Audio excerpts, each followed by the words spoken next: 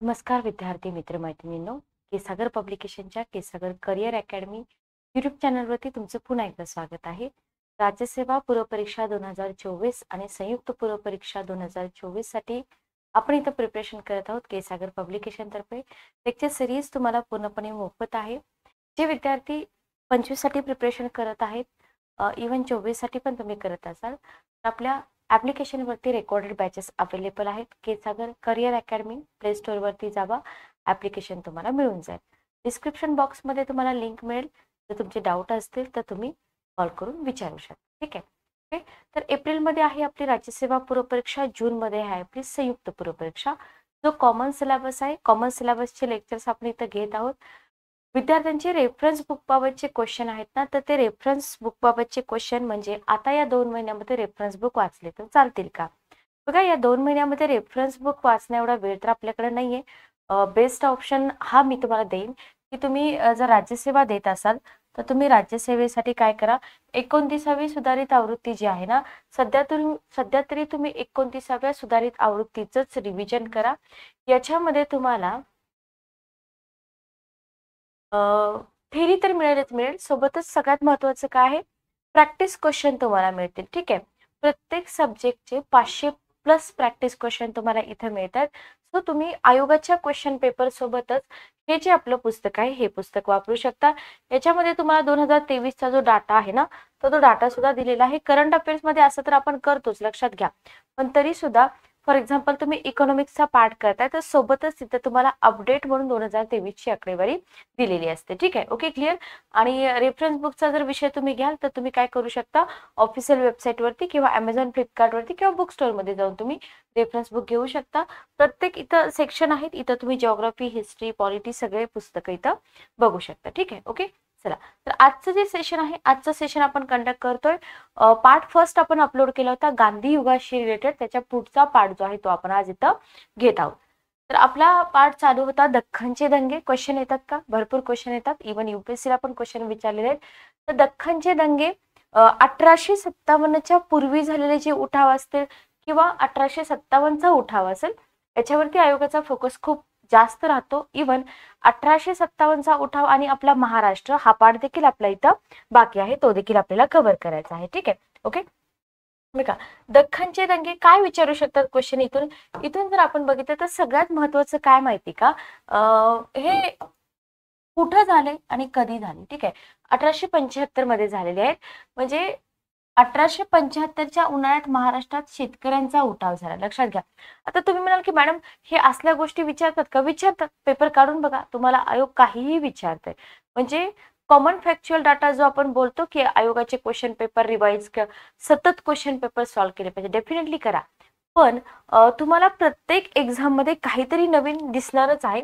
तर उन्हाळ्यात महाराष्ट्रात शेतकऱ्यांचा उठाव झाला. ब्रिटिश काळामध्ये जुन्या संस्थांची जागा नव्या संकल्पनांनी संस्थांनी घेतली होती. रयतवारी पद्धती, नोकरशाही, नवे कायदे, मुक्त व्यापाराचं तत्व, याच्यामुळे काय झालं होतं, एक नवी चौकट निर्माण झाली होती आणि शेतकऱ्यांच्या शोषणाला सुरुवात झाली होती. ठीक आहे.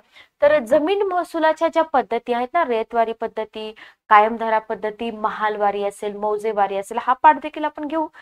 पण विद्यार्थी कमेंट करून सांगत नाहीत की तुम्हाला कोणता पाठ घ्यायचा पाहिजे आहे. सॉरी. तर भरपूर सारा हिस्ट्री मधला पार्ट आहे जो इम्पॉर्टंट आहे. तर आपण इथे घेऊया जेवढं जमेल तेवढं, बाकी तुम्ही पुस्तकामधून कव्हर करा.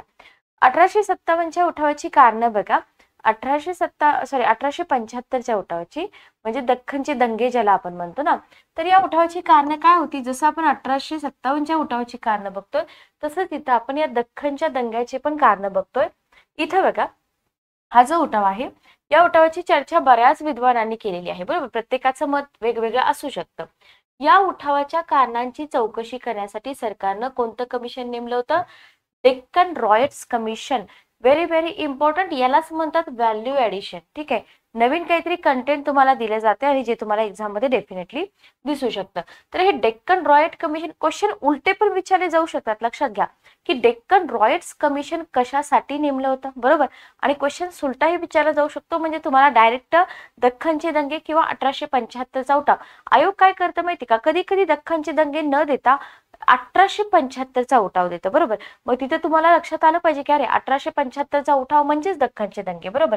तर हे हा जो उठाव झाला, या उठावाच्या कारणांची चौकशी करण्यासाठी काय झालं, इथं आपल्याला डेक्कन रॉयट्स कमिशनची स्थापना झालेली दिसून येते. ठीक आहे. मग या डेक्कन रॉयट्स कमिशनने काय कारण सांगितली बघा. सरकारने मोठ्या प्रमाणावर महसूल वाढवून काय केलं, आकारणी एकदम लागू केली. म्हणजे इथे शेतकऱ्यांचं शोषण झालेलं आपल्याला दिसतंय, बरोबर. नवीन महसूल व्यवस्था रयतेला समजली नाही. लक्षात घ्या, ही जी नवीन महसूल व्यवस्था आहे ही रयतेला समजली नाही.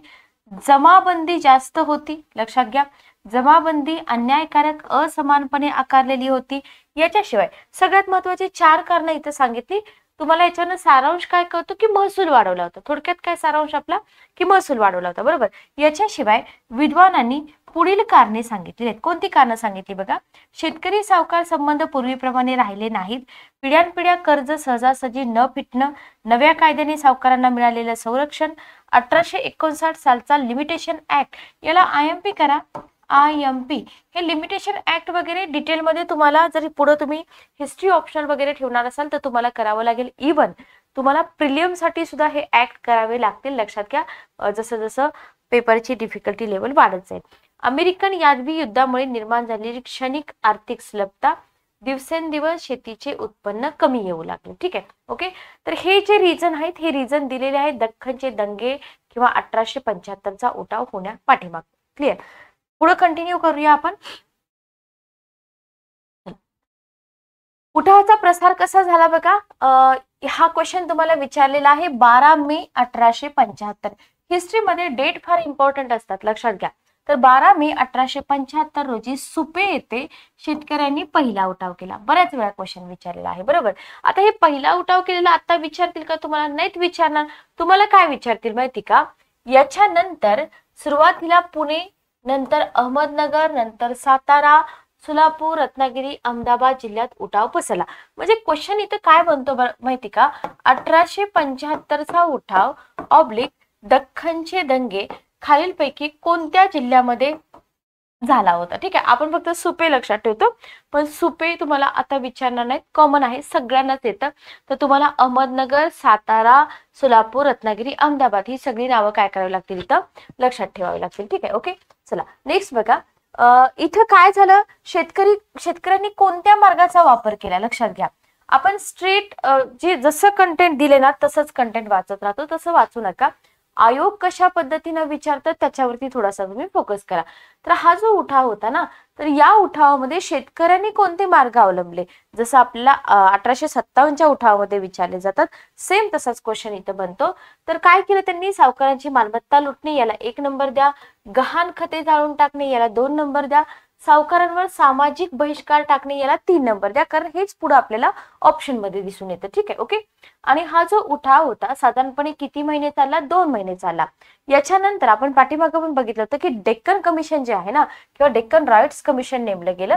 किती सभासद होते, म्हणजे स्पेसिफिक तुम्हाला डेक्कन रॉयट्स कमिशन वरती जर क्वेश्चन आयोगाने विचारला तर तिथं तुम्हाला काय माहित पाहिजे की अरे हा डेक्कन राईट्स कमिशनचा संदर्भ आपण कुठे घेतला होता, जेव्हा आपण 1875चे दख्खनचे दंगे किंवा 1875चा उठाव आपण बघत होतो. ठीक आहे, ओके.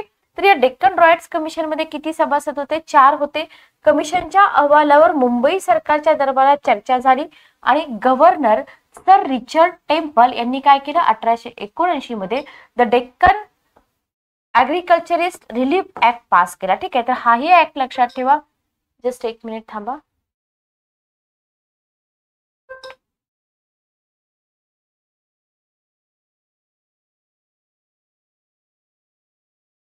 चला बघा, तर ऍग्रिकल्चरिस्ट रिलीफ ऍक्ट जो आहे ना तो डेक्कन या उठावाशी रिलेटेड आहे, इतकं तरी आपल्याला इथं माहित पाहिजे.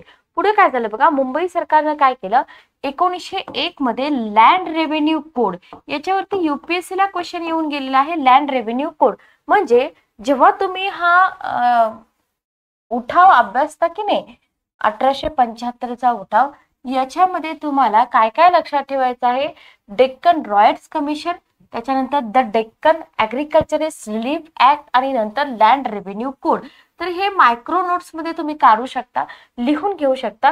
एक नोट्स मध्ये असा पार्ट तुम्ही करू शकता ज्याला तुम्ही मोस्ट इम्पॉर्टंट म्हणून लिहू शकता. आणि इथं तुम्ही काय करू शकता, डेक्कन रॉयल्स कमिशन डेट लिहा, द डेक्कन ॲग्रिकल्चरिस्ट रिलीफ ऍक्ट आणि तिसरं लिहा लँड रेव्हेन्यू ऍक्ट. कारण का माहितीये का, जेव्हा स्पेसिफिक या तिन्ही बद्दल तुम्हाला क्वेश्चन येईल ना, तेव्हा तिथे तुम्हाला पटकन रिकॉल झालं पाहिजे की हा क्वेश्चन ना डेक्कन 1875 दख्खनच्या दंग्यावरील आहे. ठीक आहे, ओके, क्लिअर.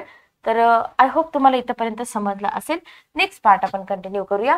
याच्यानंतर आपण बघतोय उत्तर प्रदेशामधली शेतकरी चळवळ. उत्तर प्रदेशामध्ये शेतकरी चळवळी झाल्या लक्षात घ्या. तर याच्यामध्ये किसान सभेवरती क्वेश्चन आलेला आहे. 1918 साली डेट लक्षात ठेवा. गौरीशंकर मिश्र, इंद्र नारायण द्विवेदी जे नेतृत्व आहे त्यांचं नाव लक्षात ठेवा. युपी मध्ये त्यांनी किसान सभेची स्थापना केली. ठीक आहे, किसान सभेची स्थापना कोणी केली, कधी केली. ओके, आता ही उत्तर प्रदेशातील जी किसान सभा होती ना, एवढी कार्यशील होती की 18ची आहे स्थापना, लक्षात घ्या, 19 पर्यंत 540 शाखा, म्हणजे एका वर्षामध्ये त्यांच्या 540 शाखा स्थापन करण्यात आल्या होत्या. लक्षात घ्या. आता ही जी किसान सभा आहे ना, त्या किसान सभेबद्दल क्वेश्चन आपल्याला दिसू शकतो, सांगता येत नाही. त्याच्यानंतर आहे एका चळवळ. बघा, आता कागदपत्रानुसार नमूद केलेल्या दरापेक्षा 50% जास्त दराने खंडाची वसुली, तसेच खंड जमा करणाऱ्या ठेकेदारांचे अत्याचार, खंड वाटपाची पद्धत यासारख्या कारणामुळे हरदोई, बहराईच आणि सीतापूर. आता इथं तुम्हाला एका चळवळ कुठं चालू झाली, ही शेतकऱ्यांची चळवळ होती, हे लक्षात ठेवायचं आहे. कारण इथं तुम्हाला दिलेली आहेत. बघा, काय कारण होती ही 50% पेक्षा जास्त दराने खंड वसुली झाली जी कागदपत्रावरती नव्हती. ठीक आहे, ओके. त्याच्यानंतर ठेकेदारांचे अत्याचार. क्वेश्चन काय बनतो बघा, एका चळवळीशी रिलेटेड जर क्वेश्चन तुम्हाला विचारला तर तुम्हाला रिझन विचारतील, कोणत्या जिल्ह्यामध्ये, हरदोई, बहराईच आणि सीतापूर. थर्ड तुमचं इथं असेल नेतृत्व, राष्ट्रवादी काँग्रेस आणि खिलाफत नेत्यांच्या नेतृत्वाखाली ही एक शेतकऱ्यांची चळवळ होती. आपण काय बघतोय, आपण उत्तर प्रदेशातील शेतकरी चळवळीच बघत आहोत. ठीक आहे. त्याच्यानंतर बघा, एका किंवा ऐक्य नावाने, म्हणजे आयोग काय करू शकतो, तुम्हाला एका ऑब्लिक इथं काय देऊ शकतं, ऐक्य चळवळ असं पण देऊ शकतं. ठीक आहे, ओके. आता या चळवळीचं नेतृत्व कोणी केलं बघा, या चळवळीचं नेतृत्व तळागाळातील सर्वसामान्यांच्या हाती गेलं. चळवळीच्या अहिंसात्मक मार्गावरून चळवळीचा व राष्ट्रवादी कार्यकर्त्यांचा असलेला संबंध तुटून तिने काय केलं, स्वतंत्र मार्ग अंगीकारला. चळवळीमध्ये कुळांबरोबर अनेक छोटे जमीनदार सुद्धा सहभागी झाले. कुळ म्हणजे काय, शेतकरी, बरोबर. आणि म्हणजे काय, एका चळवळीमध्ये जमीनदारांचा सहभाग होता. IMP करायचं. जेव्हा आपण वाचतो ना हे सेंटेन्स, तेव्हा आपल्याला वाटतं अरे कसं पॉसिबल आहे, ही तर शेतकरी चळवळ आहे, मग इथं जमीनदार कसे इन्व्हॉल्व्ह होतील, बरोबर. 1922 साली अधिकाऱ्यांच्या निर्घृण दडपशाहीमुळे एका चळवळ मृतवत झाली. म्हणजे 1918 ते 1922 हा पिरियड आहे एका चळवळीचा. ठीक आहे. मलबार मधील मोपलांचा उठाव, पुढचा आपण बघूया पार्ट, मलबार मधील मोपलांचा उठाव. बघा, हा प्रांत कुठं होता, केरळमध्ये होता, बरोबर. केरळमधील मलबार प्रांत 1921 मध्ये शेतकऱ्यांनी उठाव केला. आता इथे जर तुम्हाला कालानुक्रमे क्रम लावा असं जर म्हटलं तर तुम्हाला माहित पाहिजे की किसान सभा अगोदर आहे, एका चळवळ याच्याही अगोदर आहे, त्याच्यानंतर आहे मोपलांचा उठाव. मोपला मुसलमान कुळांनी उठाव केला. ठीक आहे, कोणी उठाव केला, हा मोपला मुसलमान कुळांनी उठाव केला. काय होतं या मोपलांच्या तक्रारी बघा, मोपलांची पहिली तक्रार होती मुदतीच्या शाश्वतीचा अभाव. ठीक आहे, नूतनीकरणाचे शुल्क, खंडाचे वाढते प्रमाण, जमीनदारांच्या अन्य अन्यायी पद्धती. कॉमन आहे, फक्त तुम्हाला लँग्वेज जी आहे ती थोडी डिफिकल्ट वापरली जाऊ शकते. बाकी तुम्हाला मोपला उठाव किंवा मोपला मुसलमान डेट आणि ठिकाण व्यवस्थित लक्षात ठेवावं लागेल. ठीक आहे, ओके. नेक्स्ट बघा, जमीनदार आणि सरकारी अधिकारी. लक्ष, हिंदू जमीनदार सरकारी अधिकाराच्या प्रतीक असलेल्या इमारती, पोलीस ठाणी, सरकारी खनिजे, कचेऱ्या आणि ब्रिटिश मळेवाले यांच्यावर काय केलं, बंडखोरांनी हल्ले केले. ठीक आहे, आपण काय बघतोय, मोपला उठाव बघतोय. यांनी काय केलं बघा, हिंदू जमीनदार सरकारी अधिकाराच्या प्रतीक असलेल्या इमारती, पोलीस ठाणी, सरकारी खजिने आणि कचेऱ्यांवरती हल्ले केले. मोपला उठावाला जातीय वळण कसं लागलं बघा, मोपला उठावाशी रिलेटेड जर जातीय वर्णन तुम्ही बघितलं तर सुरुवातीला जी चळवळ सरकार आणि जमीनदार यांच्या विरोधी होती. म्हणजे मोपला उठाव कोणाच्या विरुद्ध होता? सरकार आणि जमीनदार. त्याच्यानंतर काय झालं, त्याला वेगळं वळण लागलं. अनेक हिंदू दबावाखाली किंवा स्वखुशीने सरकारी अधिकाऱ्यांना मदत केल्याने मोपलांची हिंदू विरोधी जी भावना आहे ना ती अधिकच वाढली आणि परिणामी हिंदूंचे सक्तीने धर्मांतर, त्यांच्या हत्या, त्यांच्यावरील हल्ले. म्हणजे मोपला उठाव जो आहे ना याला कशा प्रकारे वेगळं वळण लागलं ते इथं आपल्याला दिसून येतं. ठीक आहे. उठावाचा शेवट कसा झाला बघा, मोपलांची हिंसक कारवाया झाल्या बरोबर आणि त्याच्यामुळे जातीयतेने पछाडलेले मोपला एकाकी पडले. परिणामी ब्रिटिशांनी काय केलं, 1921 पर्यंत त्यांचा उठाव मोडून काढला. ठीक आहे. ओके, लक्षात आलं. तर 2 टप्पे याच्यामध्ये लक्षात ठेवा. यांचं जे बदललेलं वळण आहे ते देखील तुम्ही इथे लक्षात ठेवू शकता. ठीक आहे. Okay, clear. चला नेक्स्ट आपण पुढे जाऊया. याच्यानंतर आपण बघतोय बारडोलीची करबंद चळवळ. काय आहे बारडोलीची करबंद चळवळ? सुरुवातीला तर आपल्याला लक्षात घ्यायचं आहे जिल्हा कोणता होता? सुरत. बारडोली डेट आहे 1928. करबंदीची चळवळ. ठीक आहे. ही चळवळ असे सेंटेन्स तुम्हाला देतात एक्झाम मध्ये की ही चळवळ असहकार चळवळीची आपत्ती होते. बारडोली तालुक्यातील जमीन महसुलाची नव्याने कर आकारणी करण्याचं काम जयकर या अधिकाऱ्याकडे सोपवण्यात आलं होतं. त्याने काय केलं बघा, त्यानं प्रचलित महसुलामध्ये 30% वाढ सुचवल्याचे राष्ट्रीय काँग्रेसच्या नेत्यांच्या कानी पडताच त्यांनी काय केलं, आपली स्वतंत्र बारडोली चौकशी समिती 1926 मध्ये नेमली. ठीक आहे. ओके, लक्षात घ्या. 26 मध्ये चौकशी नेमली आणि 28 मध्ये चळवळ सुरू झाली. इथे तुम्हाला काय काय लक्षात ठेवायचं आहे की बारडोली चळवळ का सुरू झाली? पहिलं रिझन होतं जमीन महसुलाची नव्याने आकारणी, 30% महसुलामध्ये वाढ. कोणी केली? जयकर या अधिकाऱ्याने केली. ठीक आहे. सरदार वल्लभभाई पटेल यांचं नेतृत्व. आता शेतकऱ्यांनी उठावाचं नेतृत्व पटेलांनी स्वीकारावं अशी त्यांना विनंती केली. त्यांनी त्यांच्या विनंतीचा स्वीकार पण केला. आंदोलन संवैधानिक मार्गाने करण्याचा आपला विचार मांडला. पटेलांनी एक व्यूह नीती आखली आणि त्यांनी तालुक्याचे 13 भाग पाडले. आता हा पाठ तुम्हाला दुसरीकडे कुठंच मिळणार नाही, फक्त रेफरन्स बुक मध्ये मिळतो. तर त्यांनी काय केलं, आपण काय बघतो, सुरत जिल्हा बारडोली. ठीक आहे. तर या जिल्ह्याचे 13 भाग पाडले आणि प्रत्येक भागाची जबाबदारी एका अनुभवी नेत्यावरती सोपवली. सत्याग्रह पत्रिका हे दैनिक प्रकाशित करून त्याच्यामध्ये आंदोलनाची माहिती, नेत्यांची भाषणे, अन्य बातम्या दिल्या जात. याला करा IMP. बारडोली करबंद चळवळीच्या वेळेस कोणते दैनिक प्रकाशित झाले होते? सत्याग्रह पत्रिका. आता या पत्रिकेमध्ये काय होतं, आंदोलनाची माहिती दिली होती, नेत्यांची भाषणं होती, अन्य बातम्या पण दिल्या होत्या. एक हेर खाते पण नेमण्यात आलं आणि शेतकऱ्यांवर बारीक लक्ष देऊन होते. ठीक आहे. ओके, शेतकऱ्यांनी महसूल भरू नये म्हणून रात्रंदिवस त्यांच्यावरती नजर ठेवली जात होती. शेतकऱ्यांनी कर देण्यास विरोध केल्याने, तसेच काही केले तरी आंदोलन मागे घेत नाहीत हे दिसता सरकारनं काय केलं, माघार घेतली आणि एक चौकशी समिती नेमली. चौकशी अंती काय झालं, महसुलातील वाढ जी आहे असमर्थनीय असल्याचा निष्कर्ष काढण्यात आला. ठीक आहे. म्हणजे चळवळ ही स्ट्रॉंग होती, लक्षात घ्या. आणि त्याच्यामुळे काय झालं, सरकारने इथं माघार घेतल्याचं दिसून येतं. अखिल भारतीय किसान परिषद क्वेश्चन विचारलेला आहे. काँग्रेस पक्षामध्ये बघा डावी विचारसरणी, उजवी विचारसरणी आयोगाचे क्वेश्चन कंबाईनला पण आहेत. तर काँग्रेस पक्षामध्ये डाव्या विचारसरणीचा प्रभाव वाढल्याने तसेच किसान चळवळीत समन्वय साधण्यासाठी एक अखिल भारतीय संघटनेच्या स्थापनेची आवश्यकता भासू लागली. लक्षात घ्या, अखिल भारतीय संघटनेची स्थापना का भासू लागली? तर इथे झालं काय, काँग्रेस पक्षामध्ये डावी विचारसरणीचा प्रभाव वाढला बरोबर. किसान चळवळीमध्ये समन्वय साधले. हे 2 रिझन आहेत. पहिलं रिझन हे, दुसरं रिझन हे, म्हणून इथं अखिल भारतीय संघटनेच्या स्थापनेची आवश्यकता भासू लागली. परिणामी काय झालं बघा, 1936 मध्ये लखनौ येथे अखिल भारतीय किसान परिषदेची स्थापना करण्यात आली. लक्षात घ्या, आपण काय करतो माहिती का, कोणाच्या तरी रेडीमेड नोट्स असतात आणि मग आपण तिथं वाचतो की अखिल भारतीय किसान परिषदेची स्थापना कधी झाली, पण त्याचं बॅकग्राऊंड आपण अभ्यासत नाही की पार्श्वभूमी काय होती किंवा का या अखिल भारतीय किसान परिषदेची स्थापना करण्यात आली. ठीक आहे. ओके, पुढे तिची अखिल भारतीय किसान सभा म्हणजे आधी परिषद नंतर सभा असं नामांतर झालं. सभेचे अध्यक्ष कोण होते? स्वामी सहजानंद सरस्वती. सरचिटणीस म्हणून NG रंगा. या दोघा पर्सनवरती आयोगाचे क्वेश्चन आहेत. तर अखिल भारतीय किसान परिषदेचे मुद्दे काय लक्षात राहतील तुम्हाला? ह्या संघटनेची स्थापनेची 2 रिझन लक्षात ठेवावे लागतील.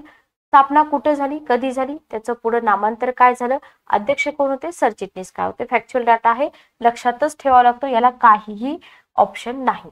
जाहीरनामा बघा, मुंबईत भरलेल्या अखिल भारतीय किसान समितीच्या बैठकीत किसान जाहीरनाम्याला अंतिम रूप देण्यात आलं.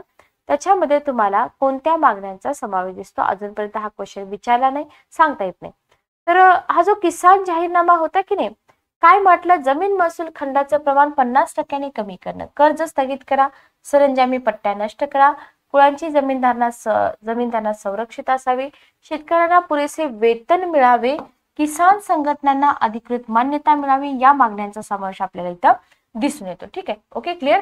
त्याच्यानंतर आपण बघतोय बिहार प्रांतिक किसान सभा. बघा, बिहार प्रांतिक किसान सभा जी आहे ना, याची स्थापना कधी झाली, 1929 मध्ये झाली. कोणी केली, स्वामी सहजानंद सरस्वती यांनी केली. ठीक आहे, ओके. मग किसान सभेचा कार्यक्रम लोकप्रिय करण्यासाठी या सभेने काय केलं, पुन्हा तुम्हाला विचारलं जातं, शेतकऱ्यांच्या सभा, परिषदा, मेळावे भरवले. ठीक आहे. आणि 1935 मध्ये किसान सभेनं जमीनदार नष्ट करण्याची घोषणा केली.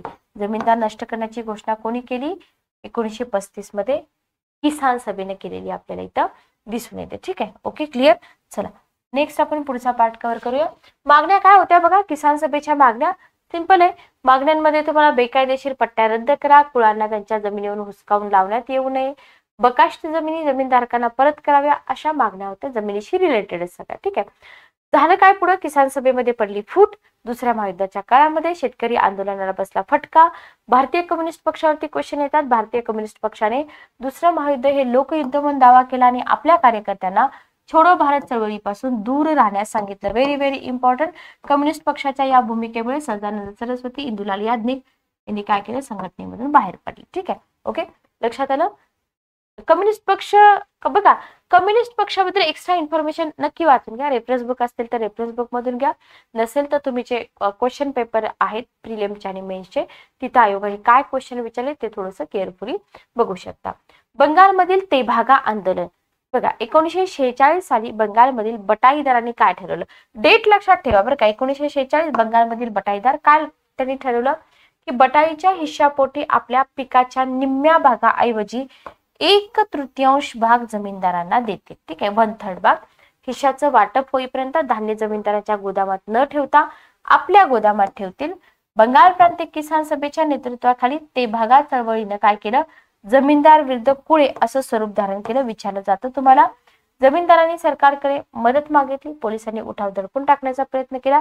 शेतकरी सरकार संघर्ष 47 पर्यंत सुरूच होता आणि 47च्या दरम्यान ही चळवळ म्हणजे एका वर्षातच चळवळ मृतप्राय झालेली आपल्याला दिसून येते.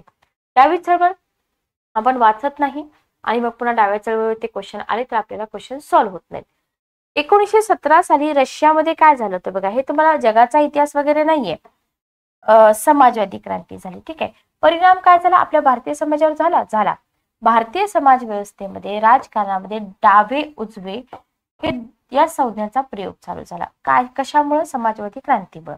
भारतीय स्वातंत्र्य चळवळीमध्ये समाजवादी विचारसरणीचा उदय झाला. ठीक आहे, ओके, क्लिअर. रशियामध्ये जी समाजवादी क्रांती झाली त्याचा परिणाम काय झाला हे इथे तुम्हाला सांगितलेलं आहे. जस्ट एक मिनिट थांबा.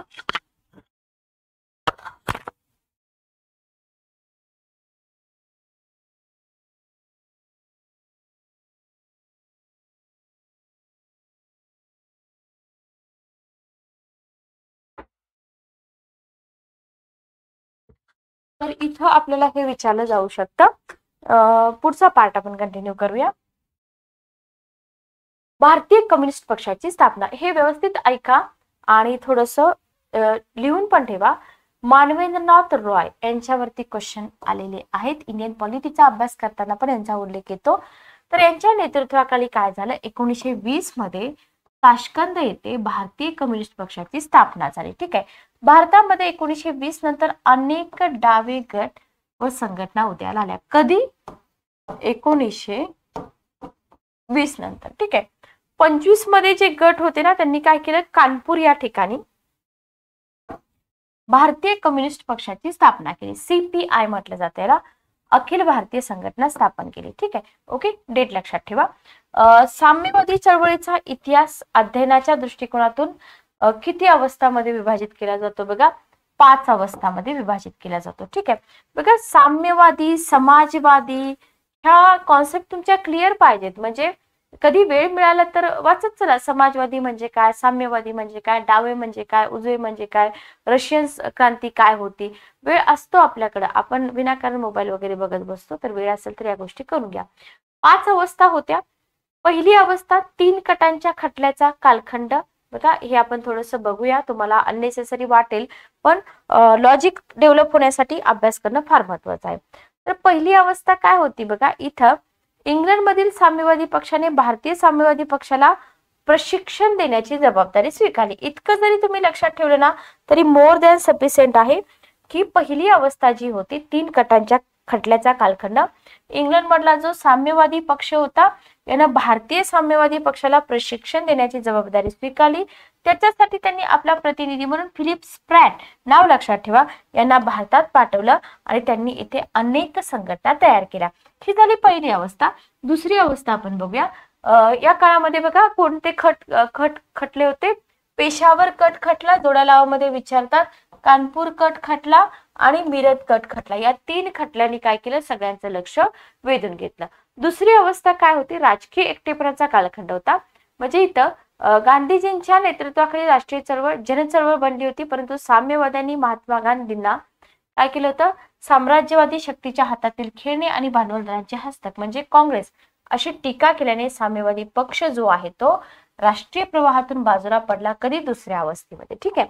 तिसरी अवस्था बघा, इथं साम्राज्य विरोधी संयुक्त मोर्चा योजना 36 मध्ये रजनी पामदत्त आणि बेन ब्रॅडले यांनी भारतामध्ये साम्राज्यवाद विरोधी जनमोर्चा या निबंधामध्ये साम्यवाद्यांनी काँग्रेसमध्ये प्रवेश करून काँग्रेसमधील डाव्या गटाला मजबूत करून प्रतिक्रियावादी उजव्यांना बाहेर काढावे, तसेच एक जनमोर्चा बनवण्याचे आवाहन करण्यात आले. पण पॉसिबल आहे का? नाही, त्यांना यश आलं नाही. ठीक आहे. चौथी अवस्था द्वितीय महायुद्ध आणि साम्यवादी चळवळ. काँग्रेसने काय केलं बघा, द्वितीय महायुद्ध साम्राज्यवादी युद्ध म्हणून घोषित केलं. बरोबर. साम्यवाद्यांनी पाठिंबा दिला का? दिला. परंतु जून 1941 मध्ये काय झालं, हिटलरनं केलं रशियावरती आक्रमण, रशिया युद्धात ओढला गेला आणि साम्यवाद्यांनी या युद्धाला लोकयुद्ध, पीपल्स वॉर म्हणून घोषित केलं. ठीक आहे, ओके. एक मिनिट थांबा.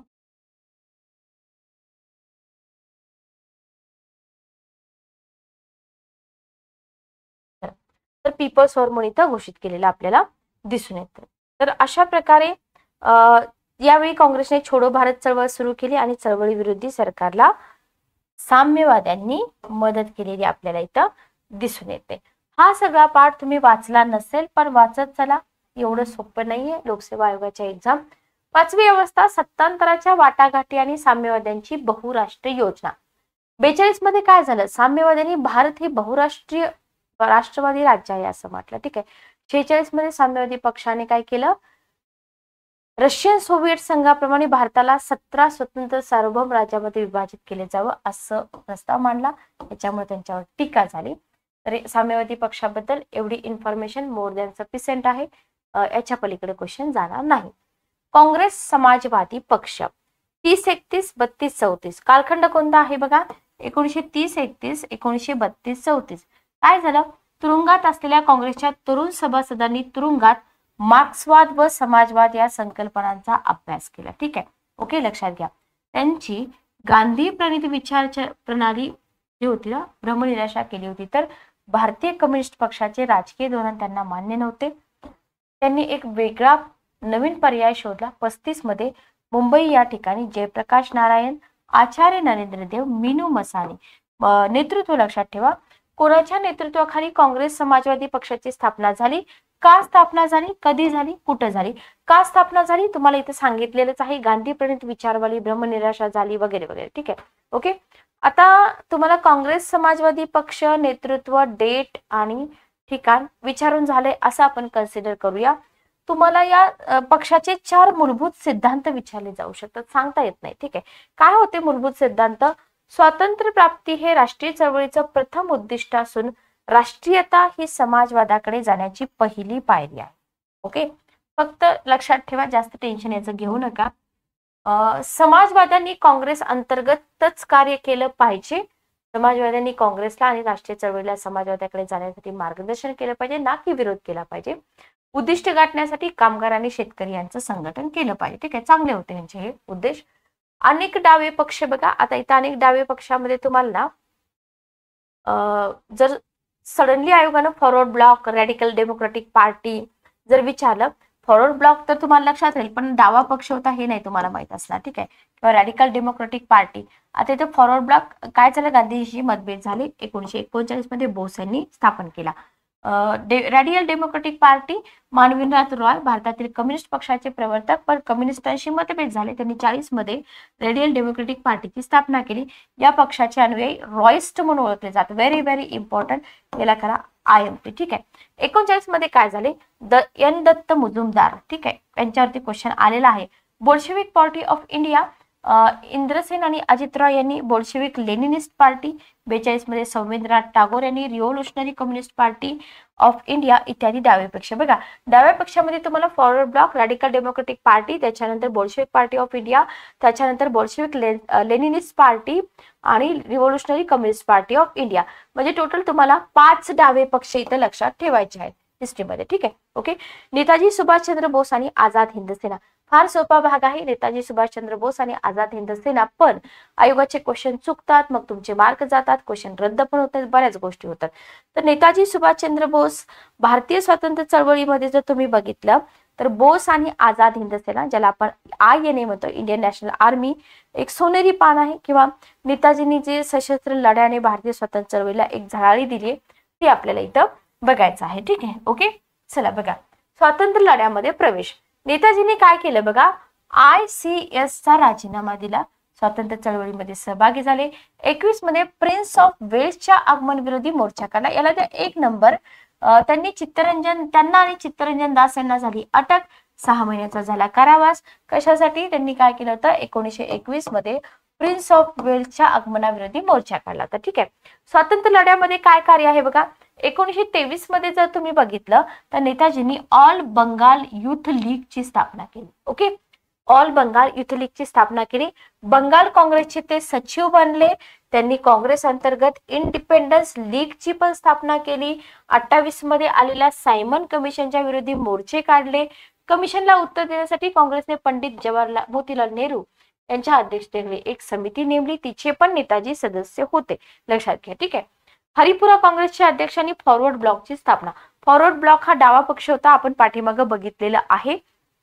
तर 38 सालच्या हरिपुरा येथील काँग्रेसच्या वार्षिक अधिवेशनात सुभाषचंद्रांची इथं आपल्याला एकमताने अध्यक्षपदी निवड झालेली दिसते. आणि याच काळामध्ये त्यांनी जवाहरलाल नेहरू यांच्या अध्यक्षतेखाली काय केलं होतं, योजना आयोग स्थापन केला होता. Very very important. त्यांनी बंगलोर या ठिकाणी प्रसिद्ध वैज्ञानिक सर विश्वेश्वरय्या यांच्या अध्यक्षतेखाली विज्ञान परिषद भरवली होती. काँग्रेसचे अध्यक्ष असले तरी गांधीजींना त्यांची कार्यपद्धती पसंत नव्हती.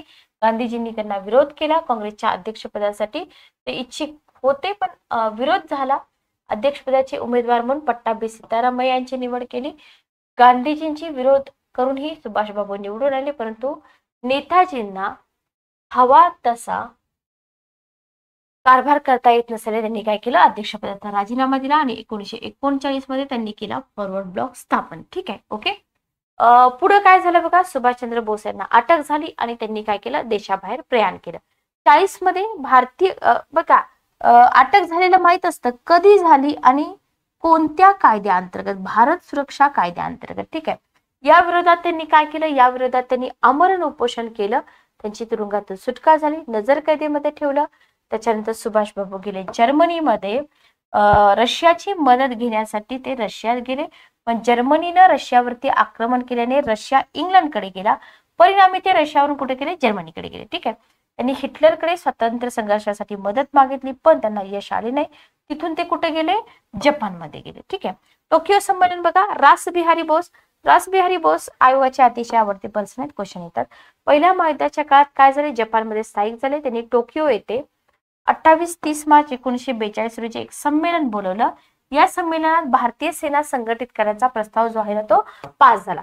म्हणजे सुभाषचंद्र बोस यांचा अभ्यास करताना तुम्हाला रासबिहारी बोस यांच्याबद्दलची इन्फॉर्मेशन पण व्यवस्थित लक्षात ठेवावी लागेल. ठीक आहे. ओके.